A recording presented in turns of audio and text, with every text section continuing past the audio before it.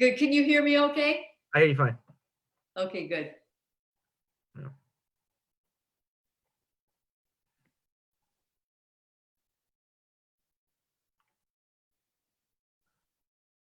You must be exhausted, Matt. Um, yeah, a little bit, but just this is just this was supposed to be fun, but then somewhere in the middle of doing it, like I keep saying this to people, I happened to me, like the.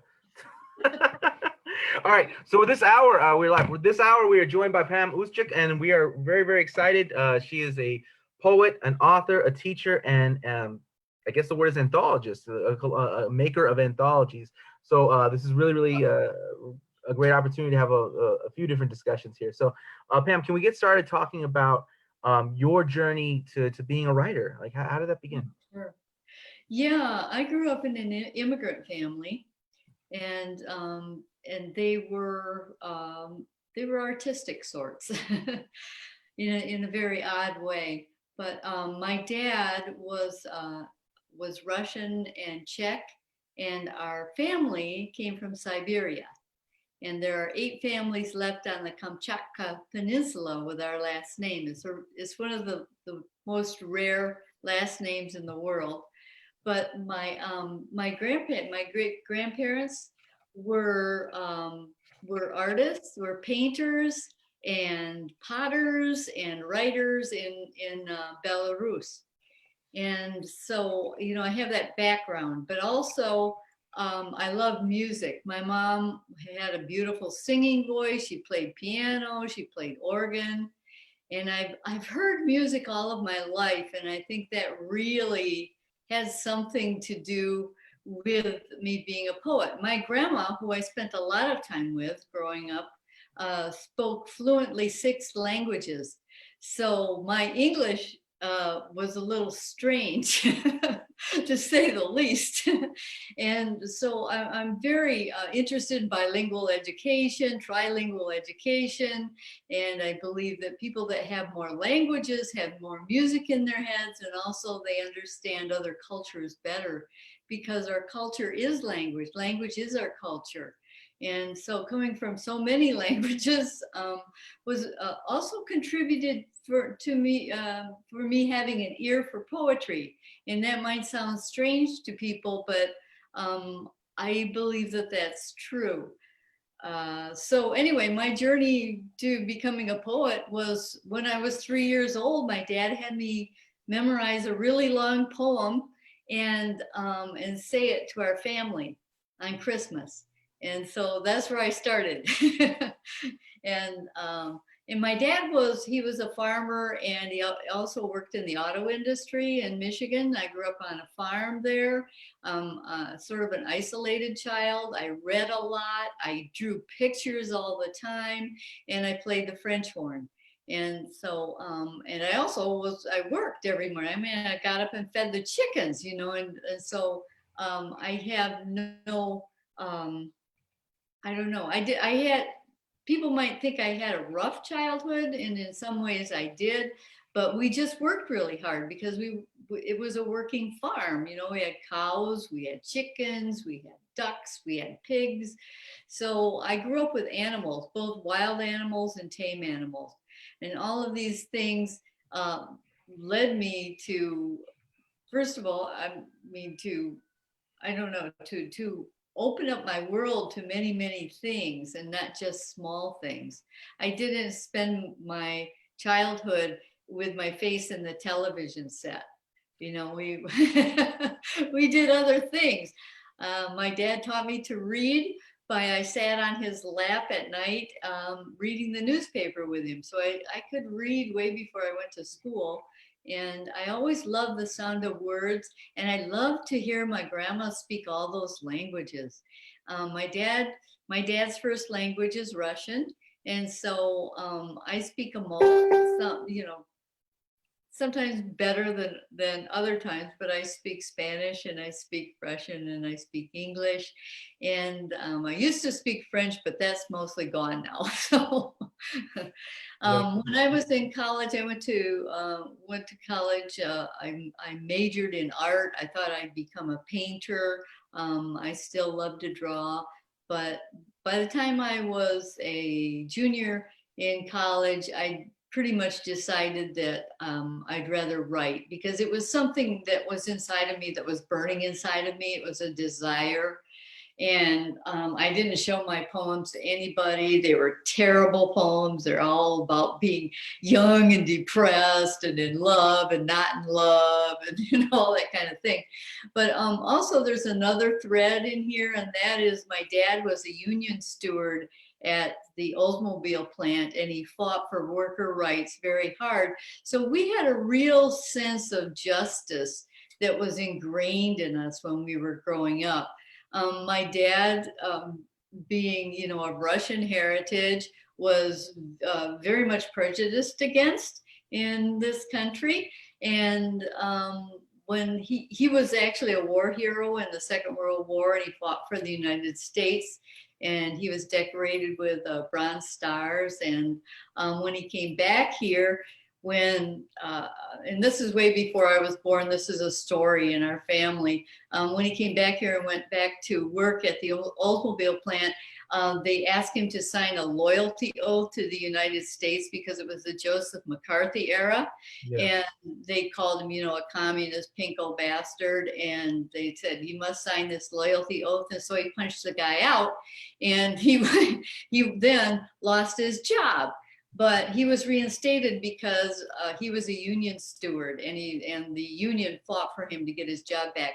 And so he fought for other people. He fought for the right of Black women to use the same bathrooms as white women in the Oldsmobile plant. And so I grew up with this real sense of justice and injustice in this country. Yeah.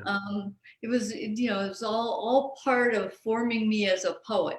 So when I finally decided, that's what I wanted to do, and that's what I was going to be, I just started. I think I published my first poems when I was 27, which is sort of late. But then by then I was a bartender, and I thought that was a nice portable activity. I also had a teaching degree, but I didn't really want to teach in public school. That it burned me out to do that. And so I've concentrated on my writing, and bartending was a nice portable activity for me. And it went from there. And I studied with Galway Cannell, who took an interest in my writing. It was just a miracle that I went to one of his readings with a friend of mine, and he invited us to a party afterwards and wanted to see our work. So we sent it to him. And for years and years, I had a correspondence with him, and he really took me under his wing, and I learned a lot about poetry. Also, my husband, William Pitt Root, was one of my early teachers. Joy Harjo was my teacher. And we have a lifelong friendship because of that. When I was at University of Montana, I studied with Joy, and it was a wonderful thing. She taught me, instead of academic poetry, which I had learned a lot of, she taught me the poetry of the heart and the soul. Yeah. And that's in a nutshell how I got started writing. Yeah. So there's a couple things you said. There's a phrase that really struck me kind of towards the beginning of you telling your story, which is that language is our culture. Could you expand upon that? Yeah, I think that one of the things, the way to destroy culture is to take away language. Here in Arizona, I remember a few years ago when they banned Spanish in schools, which was ridiculous, because as I told you, Matt, I've spent a number of years teaching in indigenous schools. And so on the Tohono O'odham Nation, they teach in Spanish and in O'odham and in English. It's a trilingual learning system. And I also taught in South Tucson in the barrio and in a bilingual way. And when they took away Spanish, they took away the heart of the people. It's the way to destroy culture when you take away language. And it's very effective in doing that. Language carries our culture, it carries our blood, it carries our history and our stories. It's the oral tradition that's handed down to us. Think of who handed down stories to you when you were growing up. And in what language did they hand them down to you? Yeah, yeah. Yeah, I actually during this whole series of interviews got a chance to talk to somebody who was involved in the struggle for what they could describe as um, language justice, right? Mm-hmm. And a lot of the stuff is we're describing, you know, you're describing kind of the beauty of the heart, but some of the stuff is life and death. I mean, because we're talking about like court Yeah. translators, we're Yeah. talking about, you know, like situations where people, you know, it's really unjust. I mean, they're being prosecuted in English, then they only speak Spanish, or but even Right. I mean, people that are being deported don't speak Spanish or English. You know, they speak them. Exactly. Yeah. Yeah, when I was teaching in that maximum security prison for men in upstate New York, and this is a maximum security prison, the guys that spoke Spanish and that were from the Caribbean, sometimes they didn't even know what they were being charged with. And that's serious. That is serious. It is life and death stuff. I had a guy from, and I think he was from Puerto Rico, and his first language was Spanish. He spoke very little English, and he was a midwife. That's what he was trained to be a midwife. He delivered babies in New York. He was caught with a marijuana cigarette and put in a maximum security prison with people who had murdered people. You know, I mean, it was crazy to see that. Yeah. I mean, but like if you had some, you know, if he could better communicate with his legal team, I mean, this, you know, the kind of thing.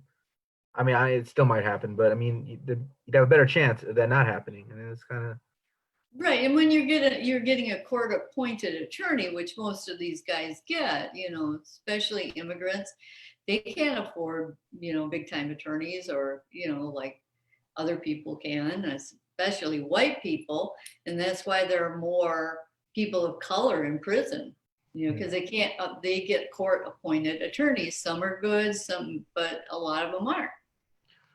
Yeah. Well, we could talk about that for a long time, and I might get my I know we blood could. pressure up, but let's go back to you described a lifelong friendship with the poet Joy Harjo. Now this Yeah, is going to go out to a wide range of people, not everyone involved in poetry, not everyone, you know, of varying interests. So can you tell our audience a little bit about Joy Harjo? sure. Joy Harjo is a registered member of the Muskogee Creek Nation, and she is our first Indigenous Poet Laureate of the United States. She's just finished her first term as Poet Laureate and now has been reappointed for a second term. And Joy is a poet, a memoirist.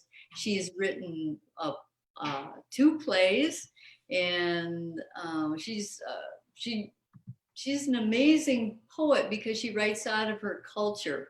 She's also learned her Muskogee language. And for any Indigenous people out there, you know that Indigenous languages are endangered, and I mean, severely endangered sometimes. So she promotes language preservation also. But yeah, I've known Joy now for 35 years. Yeah, And so we've been very close friends and very good friends, and I consider myself very lucky to know her and to know her integrity as a person yeah, and no, as and as an artist, absolutely. So you mentioned also you know, some of your education, your background education. Can you tell us a little bit about the programs you went through, as well as the MFA program? We've had an opportunity to interview a number of people who went through MFA programs, and some have expressed positive experience, some negative. So I'm curious, how was your experience? my experience. I went to University of Montana, and I love the outdoors, and I love birds, and I used to be a trout fisherman. Um, and a fly fisherman. I tied my own flies. I love being in wilderness. I love hiking and kayaking. When I'm not writing, that's what I do. I just love being outdoors. So I thought University of Montana would be a good fit for me. And also my husband got a teaching job there, and I got a job as being poet in schools all over Montana. So, which was really cool because I was a bartender. And I thought, wow, I got this job, you know, I get to be teaching poetry to kids all over. And I volunteered to teach on Native nations.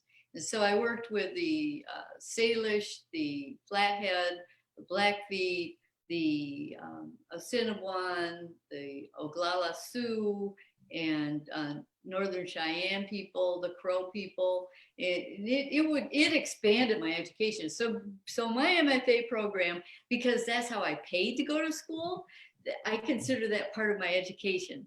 And Right. and a big part of my education. Going to University of Montana was a mixed bag. First of all, it was fantastic because the students, it was a small student body, and it was a very highly rated program. And so we got to hang out with every writer that came through Missoula, Montana, and they were legion. I mean, all the famous writers went through Missoula, Montana. They wanted to. So I got to study with all kinds of interesting people like Dennis Johnson and T.C. Boyle and Leslie Marmon Silko, some really heavy hitters, Donald Hall and Robert Haas. And it was just, that part of it was terrific. The part of it that was hard for me was that it was a male-oriented program, and I didn't think of that when I went to school there, because I don't think of that. My dad raised his daughters to believe they could do anything that they wanted to do, and so that's been my premise all my life, just to do it. Right. But when I got to University of Montana, it became very clear to me in some classes that the men were the ones who got the attention and the women were not called on. And when it came to criticizing stories, men were, they got the good criticism and the women got slammed. So that part of it wasn't good. What was good were my poetry classes. The fiction, because I got a double MFA, one in fiction and one in poetry. The poetry part was wonderful, and I really appreciated studying with Patricia Gerticke and Joy and all the wonderful poets that came through. And when it came to fiction, though, that was problematic. There was not one woman teaching a fiction class in the fiction MFA program at Montana when I went there. And that was tough. It was very tough. Yeah. Um, Yeah, no, I mean, I can only imagine. I mean, the reoccurring theme for some of the drawbacks of the MFA program, a lot to do with the cohort thing, where it's like you're hearing voices that aren't necessarily invested in helping you out. They're not necessarily invested in like helping you achieve what you want to achieve. Like listening to, okay, like here's what you're trying to do. Here's how I think you do better. But more like this is how you write, and like you're not doing it right. And it's always through a, you know, through kind of like a, through white male, kind of, or through, I don't know, through whoever's the dominant person in the room. well, the dominant persons in the room were white males. Yeah. I have to say. And one of the things that, here I was on, different Indian reservations during the week, driving sometimes 400 miles, in a day to get to the school that I was going to be in to work with these kids and staying with families, and that was really wonderful. And so then I come back to the MFA program, and yeah, it was really white dominated. And there were very few students of color, which was not great. Great at all. And it felt like a deficit to me. One of the people who was a native student there, Linda Weaselhead, I really enjoyed her, and it was great to have her in classes, but there were very few. Yeah. And I thought that was really a shame, since there are so many native nations in Montana. It didn't make any sense to me. Yeah. Still didn't. After I left, things changed there, and Prajita Sharma was made head of the department, and she's Indian. And so everything changed, and women were hired to teach fiction and nonfiction. So I came at a very difficult time. I graduated in 1986, and that'll tell you something about my age. And so I was in that time when it was very male dominated. I remember, and I'm not going to mention names, but there was one teacher who brought in his own story to our workshop, where he blew up his ex-wife at a gas station in the story. Yeah, right. That's kind of that's a lot of bad things. That's Yes, not great. That, as you described earlier, that's not great. too much to mention. And Yeah, when Joy came to campus, it was like a breath of fresh air. It was so right. wonderful to have a different point of view. And here was a woman who told us right off the bat, poets are truth tellers. And we went on that premise. And uh, you know, uh, the great Russian woman poet, Marina Tsvetaeva, said, a poem is a bullet that goes straight to the heart. And that's the way that Joy taught it. And I love that. I also took classes from my husband. He is a wonderful teacher, and his name is William Pitt Root. He was very popular with the students, and he was not sexist in that way that some people were. Yeah, well, that's a good thing. That is great. Unlike those ungreat situations, that is great. And that's Uh, where I learned how to edit and publish too. And so this has bearing on how I got into publishing.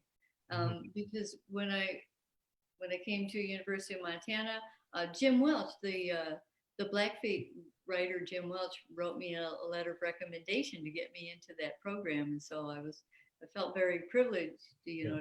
to have him do that. And also, there was a job opening, and the job opening was editor of Cut Bank, which is the magazine out of University of Montana, and I got that job, and Wow. so that launched my editing career. Yeah. Well, I Yeah. want to get into your career as an editor and your career as composer of anthologies. But before we do that, I want to ask you about Wings Press. Wings press. Oh, okay. No, it seems to be a press that you stuck with. Can you tell our audience a little about Wings Press?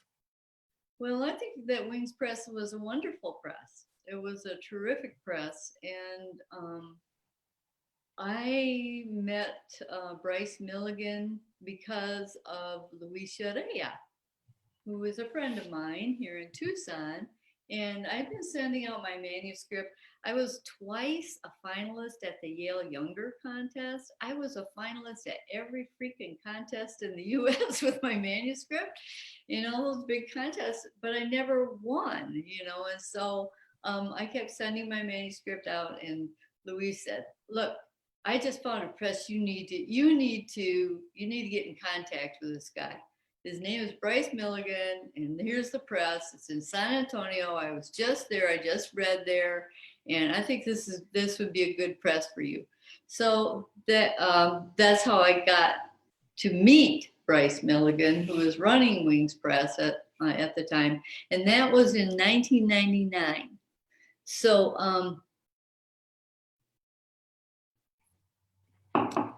I met Bryce, and he looked at my poems. He said, "Yeah, you're just the kind of poet I like to publish." And my poems have been published in some pretty really good magazines and stuff like that.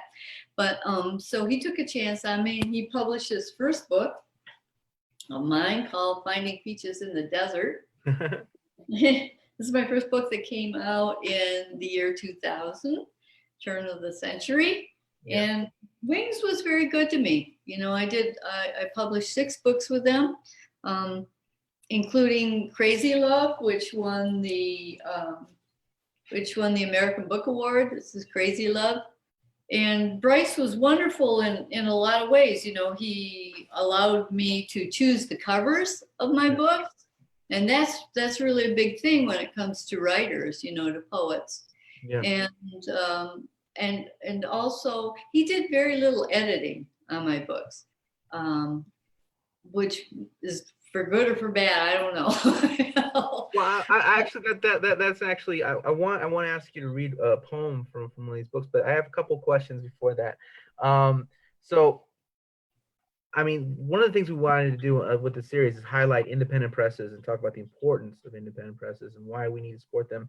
And I really I really when I did a little bit, looked a little around, I saw that you published, the majority of your poetry, Yeah. majority of your poetry collection with Wing Press.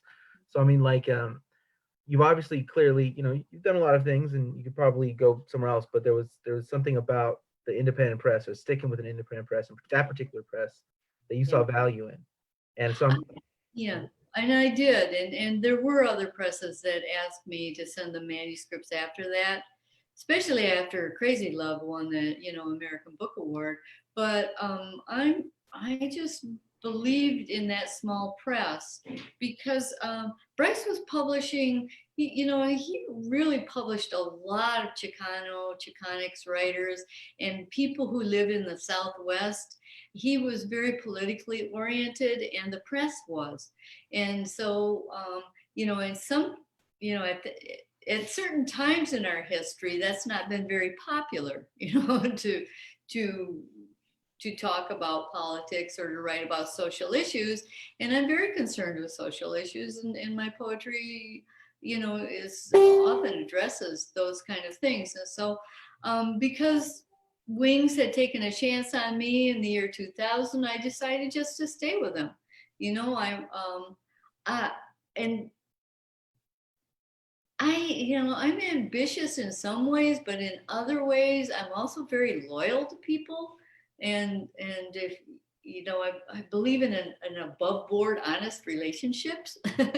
And so, Wings, I thought, I had a really good relationship with Wings, and I was really devastated when that press, had so much controversy 2 years ago, when that press, you know, I don't know if people talked about this. I don't even actually know what happened, except that there were charges brought up, not legal charges, but charges made by women against Bryce. oh my God. And so I was really devastated and hurt by that, because that wasn't the Bryce that I knew. Yeah. It really wasn't the man that I knew. And he became thoroughly dragged through the mud. I mean, he was dragged through the shit for it. So I don't know what really happened. I don't know what really happened, but I do know that he stopped. Over 200 authors were being published by Bryce, and he won lots of prizes. The books won prizes. The books are winning awards. He was getting grants and doing a lot of good things in the community, publishing young Chicanics writers who probably would never have been published, if it weren't for him. And he really believed in that, and that was his thrust. So I wish that Wings was still alive, because they published a lot of good books, and it was a vital press. And now I'm going to go to Red Hen. My next book will come out of Red Hen Press. So yeah, it's unfortunate. I actually we all swim in our own little small ponds, and I had no idea. I had not heard that. I just Yeah. doing the research, I just saw that you were with the one that you were majority with one press. I didn't know that backstory. Wow. Well, hopefully It's a horrible backstory, and it's when the Me yeah. Too movement hit with a vengeance. Yeah. Well, I mean, hopefully you'll do the right thing, or maybe you'll turn it over to somebody else without that checkered past, and Well, his wife and daughter are running the press now, but they really narrowed their field. Mm-hmm. Mm-hmm. Okay, well, Yeah. yeah. So I was gonna ask you though, the American Book Award. You won the American Book Award for all this, and what was that like? What was it? Tell us about that experience. It was totally shocking to me. I remember I was in a Borders Books with my husband drinking coffee, and we were working on our computers. And I think that Greg McNamee walked into Borders and I got this email. It's like saying, you can't tell anyone this, you cannot share this information, but we have chosen you to your book Crazy Love to win the American Book Award this year. And I just was like, oh, I can't tell anybody. I think I'm gonna have a heart attack right here on the spot. And I was really thrilled. But Crazy Love had done very well. The Library Association of America chose it for National Poetry Month as one of the 5 top books by a woman that year. So that book was really popular, and it was in libraries all over, and I'd get letters from South America and Europe, and so it really struck a chord with people, and it was a very political book, so very anti-war and all kinds of stuff. We have a question from the audience. It says, Pamela, can you read one of your poems from the book? Yes, I certainly can.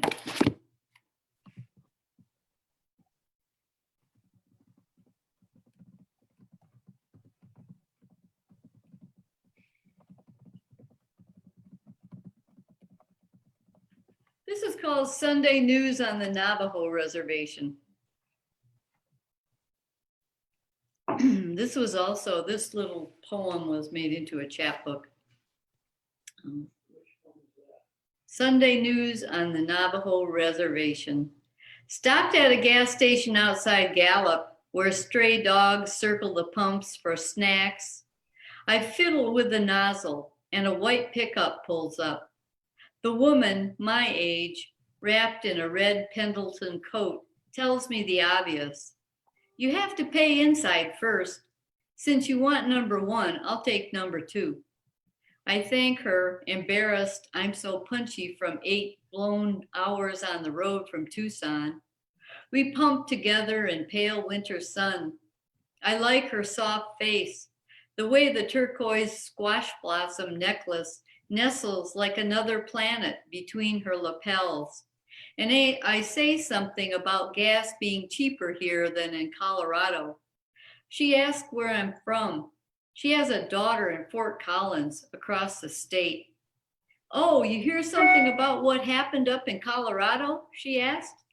We trade what we know about the monster avalanche that closed Highway 40. She repeats that her one daughter is in Fort Collins, another in Phoenix, and the baby at Fort Hood in the service. If my daughters were here near that place, I'd be. Her lips form the wispy syllables of missing in her own language, a stiff breeze through tumbleweed. She bows her head and makes a steeple with the maternal fingers of one hand that taps atop her heart. When I ask if she knows whether any people were killed by the snowslide, she tells me, we don't have much time for news here, what with the baby goats and lambs. It's probably better to watch the goats. I recall this afternoon's report, 3,000 US soldiers dead in Iraq. Before I can say more, her voice drops through my chest like a rock wrapped in black silk. One of our baby goats died this morning. It was so beautiful. For a moment, I see the kid dancing on his perfect hooves in the irises of her dark water eyes. I'm sorry, I say, but the words are clipped as sparse grass in this land of sandstone and wind. They blow across the highway and into the path of a semi heading north. When I start my car, I can see this woman lift each baby goat in the cradle of her large arms and hold it to the spot where her fingers tapped out the names of her daughters, especially the last, ready to head out with her company to a desert far across the unknown globe, where villagers also raise goats and avalanches take the form of a roadside waiting to explode. Fantastic. Wow, wow, incredible work. So in addition to being a poet, as we discussed, and anthology, you know, an anthologist, as we will discuss later, you've also mentioned several times throughout that you are also a teacher, that you teach poetry. So I'm curious, what skills do you bring to the table as a writer that help you teach writing, and what skills are just kind of unique to teaching? Oh, well, first of all, I like to establish a rapport with my students. I like to get to know them. I want to know who they are and what they need and why they're taking the class, what they really want to get out of a class. And so once we've done that and we go around and introduce ourselves and talk a little bit about ourselves, I think it's really important to be human in a classroom and not just talk at people. So we have a little conversation to begin with, and then I teach technique,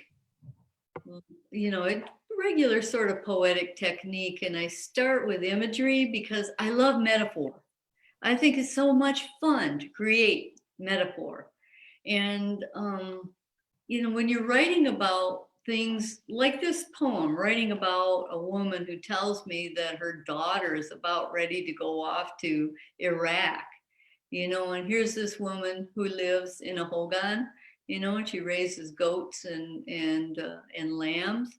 How do I tell that story as a poet? I tell that story through metaphor, through imagery. Otherwise, I'm just talking to you, and there's a difference between conversation Yeah, and writing a poem, and that's music, and there's music in poetry. So I teach rhythm, I teach the uses of sound and the various kinds of sounds that are effective or not effective in creating atmosphere, um, as well as metaphor and different sorts of metaphor. So those are our basic. I teach line break. I teach sort of what shape is a poem. A poem is a thing. It's not a paragraph. It's a sculpture you put on a piece of paper. How's it going to look? Why are you choosing to break your line there? Are you doing this for a dramatic effect? Are you doing it because you just don't know what else to do? So we talk, we talk a lot about those kind of things. yeah. And I use model poems, and one of the poems I love to start out with teaching, especially metaphor, is Brian Turner's Here Bullet, which is an incredible poem where he addresses a bullet, coming at him to shoot him. It's an amazing poem. I also love Martin Espada's poem about the belt.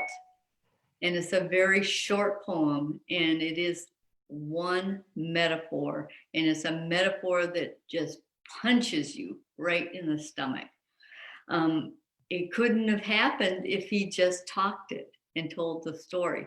So, and we talk about compression and how poetry is like an engine, it's like a piston. You need the air to press it down, press it down, press it down, and then boom, it explodes with all that energy, Yeah. Yeah. I love it. That's great. That's great. So what is your approach to I mean like what is your approach to like line breaks? Like what do you think like because I mean I'm a big believer in that whatever you do in life in general, it Mhm. just has to look intentional. Like you gotta mean what you do. Whatever it may be. You just gotta mean it, right? So Exactly. don't do things on accident. Don't do things just because you didn't know what else to do, right? It's like mindful living, right, Matt? Yeah, yeah. It's like mindful living. It is everything that we do with intention. And so when you're writing a musical score, Mhm. you certainly do it with intention, or your music's going to be off. Right, No right, right. people sing it or play it. Same way with a poem. Every word is intentional. Every line break is intentional. Are you trying to create an extra sound by breaking a line, or having two words that rhyme right next to one another? What does that do? So yeah, so we talk about that. How do sounds interact together? How do they smash apart or smash together? It's really fun to do that. And I use model poems. And so, I'll do a poem of Marilyn Chin's or one of Joy Harjo's or maybe Linda Hogan, who's wonderful at line breaks too, to people like Bill Merwin, all these wonderful people, poets who I just love and admire. Luis Llorea, he wrote a terrific very long poem about his father's death. That it's I'm trying to remember ghost music. It's really a terrific poem. But we don't just throw lines down on a page. We are intentional. But line breaks come after you write the poem. Right. Right. They're part of the editing process. But imagery is a matter of hearing. Imagery and sound work together. They're like this. It's really hard to pull them apart. So when I'm writing a poem, first of all, I hear an image.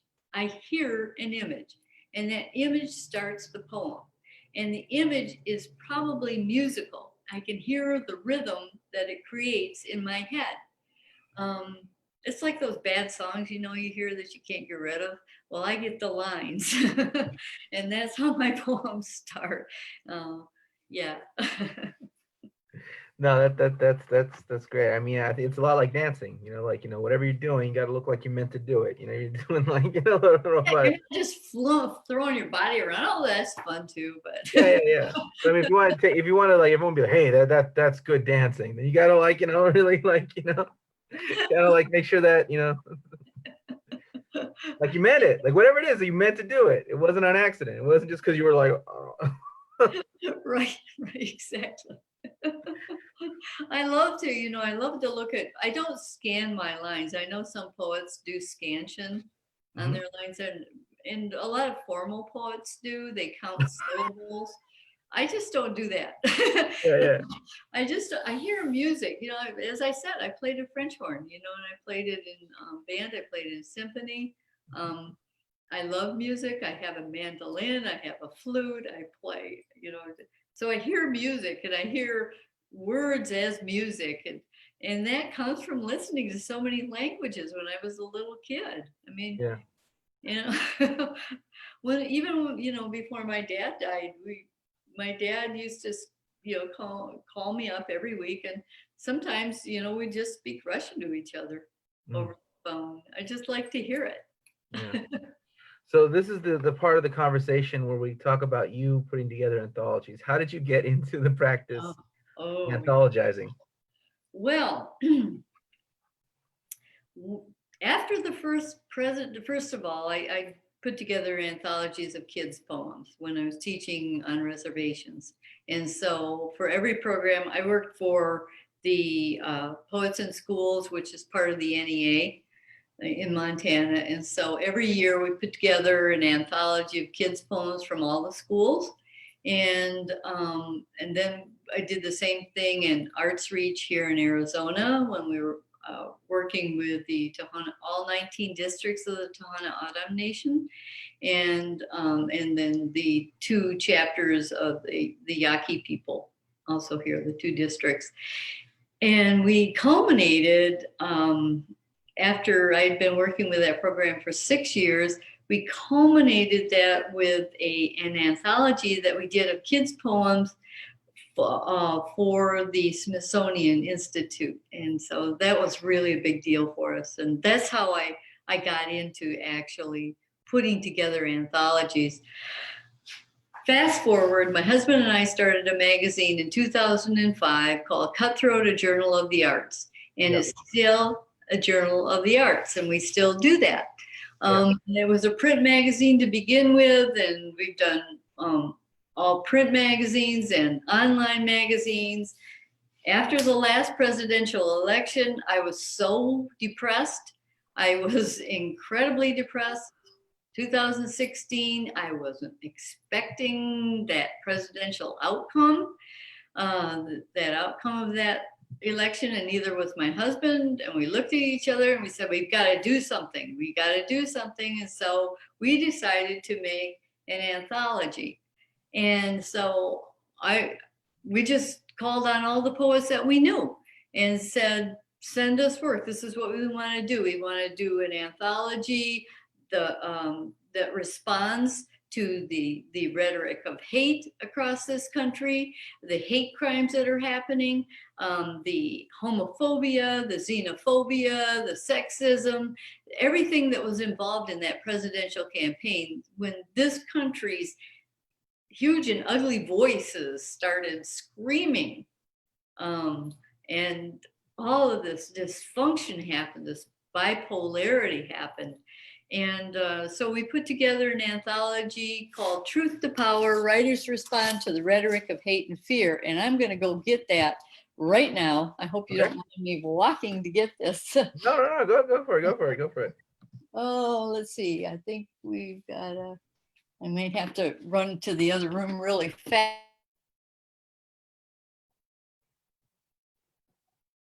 But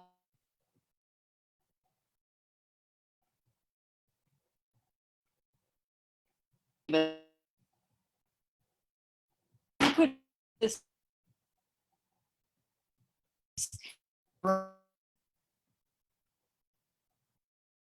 here it is. All right. And you see it. Truth to Power. There it is. There it is. Truth to Power, Writers Respond to the Rhetoric of Hate and Fear. Well, not only did we put it together, but we decided we wanted to raise money. So what we did was we raised money for the Standing Rock Sioux Water Protectors, for the Southern Poverty Law Center, for the ACLU, Friends of the Earth, Planned Parenthood. We also gave to the International, it's the International Immigrant Law Center. And so we decided that that's how we could do something proactive to neutralize some of the hate that was going on in this country. Yeah. And we're still selling this. We're still raising money, and it's really been a great project. So yeah, let me read some of the names of these people that are on the back. We've got Samuel Ace, Jack Agueros, Terrell Ballard, Aliki Barnstone, Rick Bass, Marvin Bell, Wendell Berry, Roger Bonera-Gard, Karen Brennan, Nicole Brown, Sarah Browning, Christopher Buckley, Carmen Calatayud, Rosemary Catakalos, Teresa Machuk, Alfred Korn, Allison Deming, Char Diniord, Natalie Diaz, Sean Thomas Doherty, Rita Dove, Joy Harjo, Hyde Airdridge, Martina Spada, Blas Falconer, Xiangyang Fang, Annie Finch, Keith Flynn, Carolyn Forche, Yaha Fredrickson, C. Marie Furman, Greg Glazner, Pam Houston, Richard Grossman, Hetty Habra, Joy Harjo, Linda Hogan, Cynthia Hogue, Garrett Hongo, Leanne Howe, Richard Jackson, Patricia Spears Jones,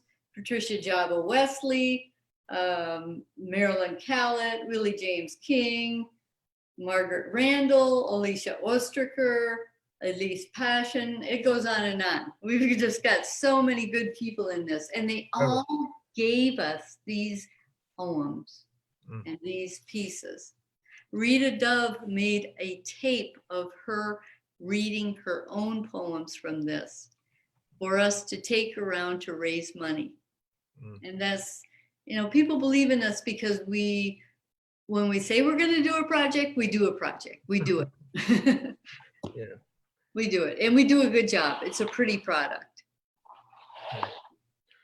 So that brings us to the latest anthology. There it is. And this anthology, I'm so proud of this anthology. We have a little delay because of the coronavirus, but can you see this one? Yeah. There it is. This cover was done by Anita Andrezzi, and Anita is my Oyaki, her grandma came here from Mexico. And so it's called Puro Chicanics Writers of the 21st Century. And it's a project that we did with Black Earth Institute. And they helped fund this thing. We also did a GoFundMe to raise money to publish this. And so we have it all put together. And again, we have 130 writers, Chicanic writers. So what are some of the writers in this anthology? It's going to be huge. Yeah, we had a big board of editors, and this anthology is the brainchild of Luis Urrea. And Luis and I have been talking about doing this for years, and we've been tossing around the idea of, oh yeah, we should do a Chicanics anthology. Yeah, we should do a special issue of Cutthroat for just Chicanics writers. And so again, when the border issue heated up and the walls started going up and people started being put in prison in cages and parents were taken away from children, Luis said, Pam, it's time. And I said, yeah, it's time. Let's do it. Let's just do it. And let's raise some money. Let's put a positive focus on the contributions that Chicanics writers make to American literature. And so that was our impetus. That was our intent. And I think we've surpassed our intent. We have such a beautiful collection of writers. Our editors include Carmen Tafoya, who was the Poet Laureate of Texas and San Antonio, Octavio Quintanilla, who was just gave up his Poet Laureateship of San Antonio, Edward Villador, who is the Poet Laureate of McAllen, Texas, which I didn't even know they had one, but it's good. Edward was really fantastic to work with. Beth Alvarado, Matt Mendez, and Luis. So that was our board of writers. And also our intent was, because I am not Chicanics, I did not do the editing because I wanted only Chicanics writers to choose the work and to put this together, because that only made sense, right? So again, what I do is I step back and I'm editor-in-chief, so I do all the dirty work and I'll do all of the advertising and getting it published. And so our intent was to bring it to the AWP conference in San Antonio and have a big book launch. And what happened was the printer screwed up. We had ordered a few hundred books, and the printer, when they hadn't arrived, and it was like maybe 5 days before the conference, and I started calling them, and they couldn't find the books, and they found out that they didn't ever print the books. What? So that's outrageous. I had a moment with them. Talk. Several moments with them. Oh, it looked like it was a disaster, and then coronavirus hit.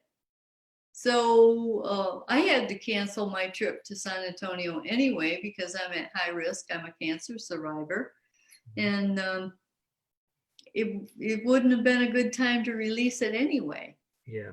So it's sort of a blessing that it's not released, but we have such wonderful writers in this. We have Alberto Rios and Denise Chavez, Miriam Gurba,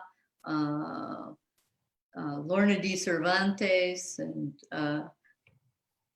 Rosemary Catacalos, and you, and Matt, and so many, just wonderful. Luis Urrea wrote a piece for it. It's just a beautiful, beautiful piece. Short story by Matt Mendez. Some really good.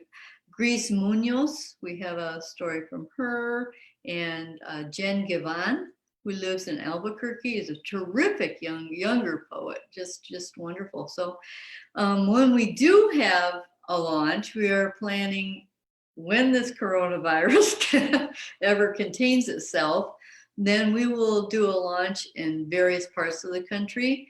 We'll do one in San Antonio. We'll do one here in Tucson, Arizona. The Poetry Center at the U of A has also already promised money to for us to have a reading, which is really nice. And then we'll have probably one in San Francisco and one in Los Angeles and wherever we can around the country, because these writers come from all over the country. Yeah. Yeah, and so our definition of Chicanx, was coming from that culture from Mexico, although it could intersect with the Latinx culture. Yeah. Well, I'm just impressed at the quality of the writing in this anthology. People are going to be surprised. And I think I've looked online and looked at other places, and this may change, but there hasn't been a big anthology of Chicanx writing or even Mexican American writing since 1957. Wow. Yeah, there have been smaller ones. There've been smaller ones, but nothing like this. Is a compendium. And we're hoping that people use it as a textbook. Yeah, that would be fantastic. Wow, that'd be really something else.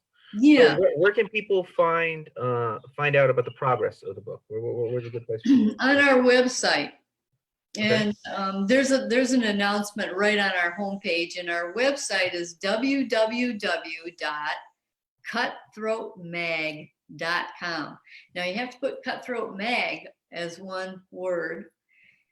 If you just put Cutthroat, you're going to go to a casino. Blame me for losing your money. Yeah. Well, people blame people for all kinds of stuff. So, you gotta, especially poets. All right, we've dropped the link below. Thank you so much for your time, Pam, and I appreciate your patience for all the rescheduling. It's Not a been problem. Not been a something. problem. Yeah. Thank you so much. Yeah. You're doing, and happy National Poetry Month to you. Yes, happy National Poetry. You are the final. I have a sociology professor after this in like 5 minutes, but you were the last poet that I brought on for Poetry Month. So thank you. there's that. Thank you so much, Pam. Bye-bye. Bye.